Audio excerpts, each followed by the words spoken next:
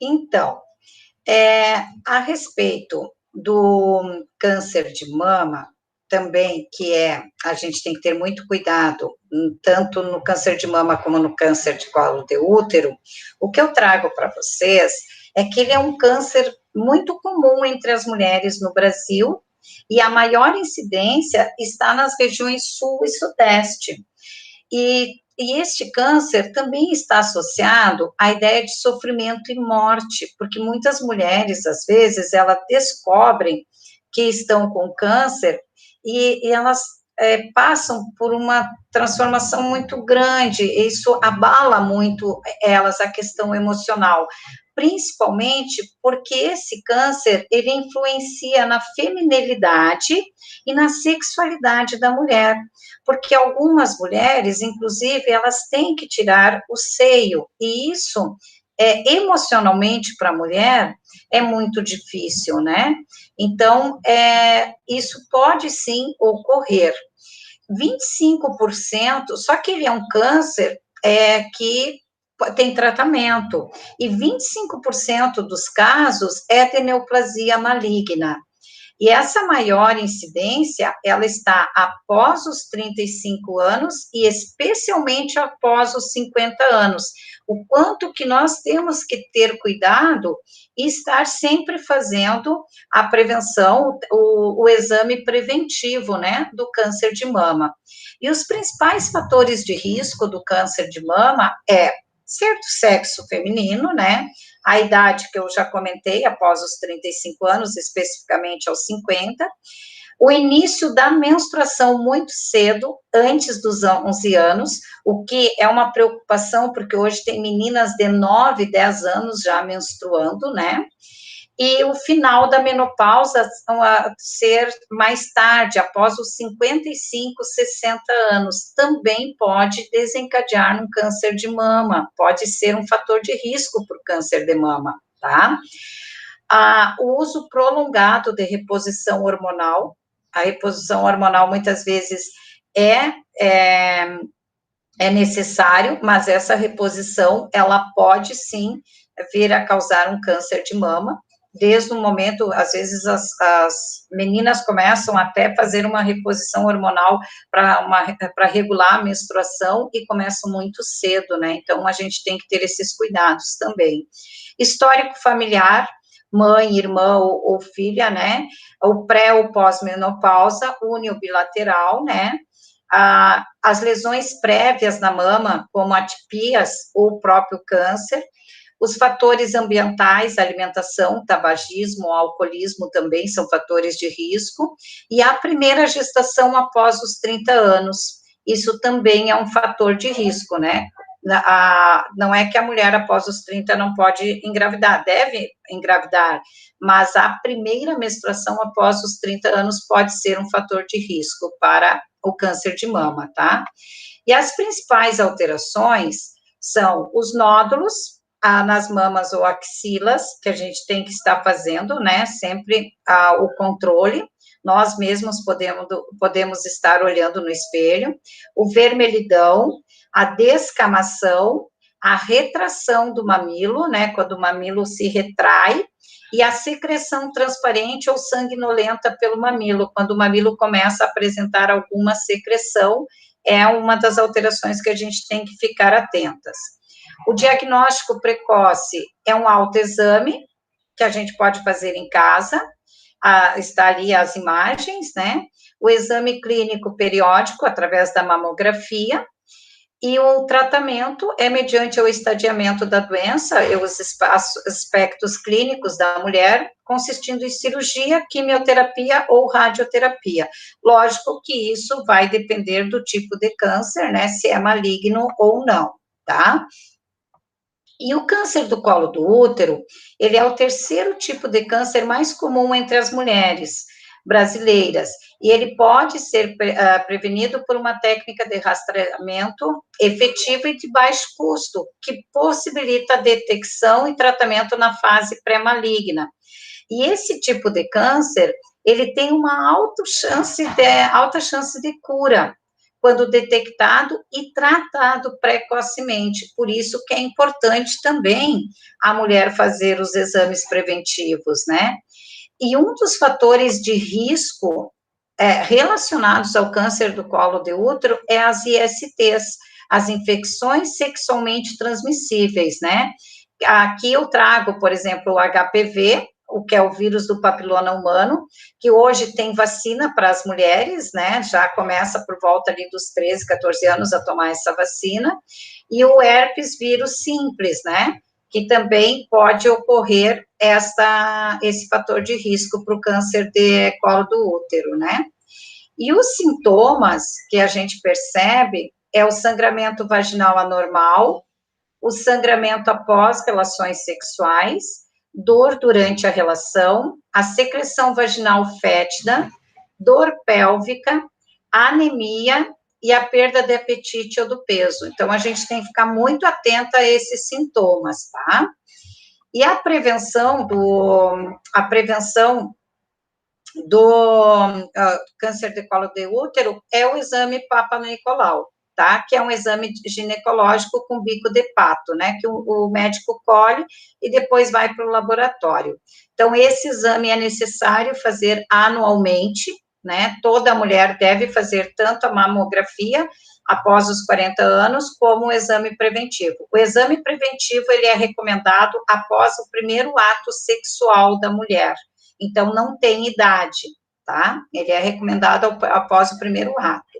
E a prevenção a respeito desse câncer é uma dieta balanceada, é tomar sol no mínimo 3 vezes por semana, 10 minutos, é fazer exercícios físicos, é evitar café, cafeína, bebidas à base de cola, bebidas alcoólicas, fumo, né? A Coca-Cola, por exemplo, a Coca-Cola não é aconselhado a tomar, né?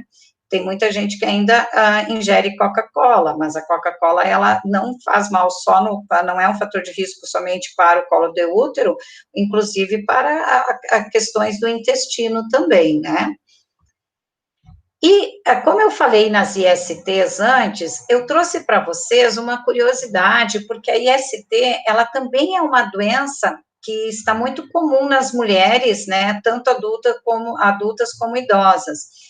E aqui eu trago para vocês, né, uma pessoa, ela pode ter uma doença sexualmente transmissível sem ter nenhuma dor ou problema aparente, como AIDS, sífilis, HPV, gonorreia, hepatite, ela pode ter sem ter nenhum problema aparente. Então, a gente tem que ter muito cuidado com as infecções sexualmente transmissíveis, que pode sim ocorrer e desencadear em outras doenças, tá? E aqui eu trago para vocês que elas são consideradas como um dos problemas de saúde pública mais comum em todo o mundo, tornando o organismo vulnerável a outras doenças, né? E a sífilis e a HPV, elas estão entre as ISTs que mais preocupam o governo, além do herpes simples. E aqui eu trago, para vocês terem uma ideia, algumas figuras, né, para vocês saberem, ó. Aqui é a sífilis, ela dá bolhas no corpo, né, e essas bolhas, elas podem infeccionar. Aqui é uma sífilis primária. Na sífilis terciária, chega a ocorrer feridas, né? Aqui é o HPV, né? Tanto que dá no pênis como na vagina. São bolhas, são tipo verrugas, né? Tipo verrugas que são aparentes, né? Então a gente tem que ter cuidado também. O herpes, né? Tipo 1, que são bolhas e também pode ser infeccionar, e o tipo 2, ou genital. O herpes tipo 2, ele dá tanto na vagina como no pênis, que são algumas bolhas, tá? E outra doença muito comum, gente, não só em mulheres, mas também que ocorre muito em homens, que eu trago para vocês aqui, é a hepatite. A hepatite é um grave problema de saúde pública no Brasil e no mundo, e é uma inflamação no fígado e pode ser causada por vírus, uso de alguns remédios, álcools e outras drogas. além de doenças autoimunes, metabólicas e genéticas, tá? E no Brasil, as hepatites virais mais comuns são causadas pelos vírus A, B e C. E o risco é as doenças evoluírem e causarem danos mais graves ao fígado, como cirrose ou câncer, né? E a hepatite A, ela é uma doença contagiosa causada pelo vírus A, também conhecida como hepatite infecciosa. E a transmissão é fecal oral, por contato entre indivíduos ou por meio de água ou alimentos contaminados pelos vírus, né? Então, aqui, ó, eu trago para vocês as transmissões, ó. Por isso que é muito, muito importante nós lavarmos bem os nossos alimentos, né? Lavarmos bem as frutas, as verduras, as saladas, né? E estar sempre cuidando a questão não ter contato, muitas vezes, com as pessoas contaminadas, com os objetos que as pessoas contaminadas usam, né? Então, o grande cuidado que nós temos que ter. E a questão da água contaminada também pode causar o hepatite, tá? E aqui outras doenças que eu trago para vocês, muito comum nas mulheres, que é o corrimento vaginal, a dor pélvica, os miomas, as queixas urinárias, endometriose, a doença inflamatória da pelve e a infertilidade. E a rotina de avaliação de saúde nas mulheres é o exame físico anual, os exames complementares, a coleta de preventivo do colo uterino a partir da primeira relação sexual ou dos 30 anos, a mamografia é bianual após os 40 anos e anual após os 50, se mãe, pai, irmã ou filha com câncer de mama mais precoce, a densitometria óssea, que depende da idade e dos fatores de risco, os exames laborais, que depende da idade e da existência de doença de base, né? E também, aqui eu trouxe mais para uma curiosidade para vocês, a frequência da vontade de fazer sexo, porque geralmente, às vezes, após a menopausa, a mulher, ela diminui essa vontade de fazer sexo, e aqui eu trago para vocês verem, ó, que entre os 41 e 50 anos, 58,4%, algumas vezes por semana, e 11,2% uma vez por dia, né? Já diminui essa vontade, né? Entre 51 e 60 anos, 52,7% algumas vezes, e 9,8% uma vez ao dia. E a partir dos 60 anos, 42,5% algumas vezes por semana e 2,4% uma vez por dia. E aqui também uma porcentagem de dor que a mulher sente, né? Então, a partir dos 41 anos a 50, 74,3% das mulheres sentem dor na relação sexual.